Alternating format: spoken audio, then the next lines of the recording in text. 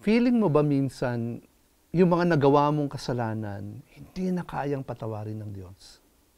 Marami sa atin may bigat sa konsensya dahil sa mga maling desisyon noon. Mga bagay na kung pwede sanang balikan at baguhin. Maaring nasirang relasyon, panloloko, pagsisinungaling, o desisyon na nakasakit sa iba pati na rin sa sarili. Binubulong ng kaaway, hindi ka na mapapatawad. Kaya hindi nawawala ang kabigatan sa loob. Pero iba ang sinasabi ng salita ng Diyos. Pinapaalala sa atin ni Apostol Juan, if we confess our sins, He is faithful and just to forgive us our sins and to cleanse us from all unrighteousness. Walang kasalanan ganung kalaki na hindi kayang abutin ng awa ng Diyos. Mas malaki ang biyaya niya kaysa sa pagkakamali mo. Alam na ng Diyos ang buong nakaraan mo. Wala ka namang maitatago sa Kanya.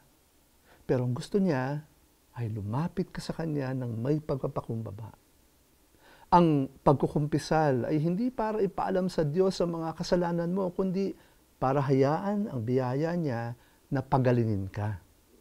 Kapag nagpatawad ang Diyos, hindi na niya babalikan pa ang kasalanan mo, kaya't huwag mong parusaan ang sarili mo sa bagay na binuran na ng Diyos. Pero ang biyaya ng Diyos ay hindi lisensya para magpatuloy sa kasalanan. Ito ay imbitasyon para sa bagong simula. Kahit gaano pa kasama ang nakaraan mo, kayang tubusin ng Diyos ang kwento mo at gamitin ito para sa kabutihan. Minsan, ang pinakamahirap gawin ay ang patawarin ng sarili mo.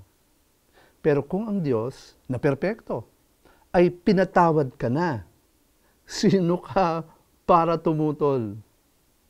Kay Kristo, hindi ka markado ng nakaraan mo.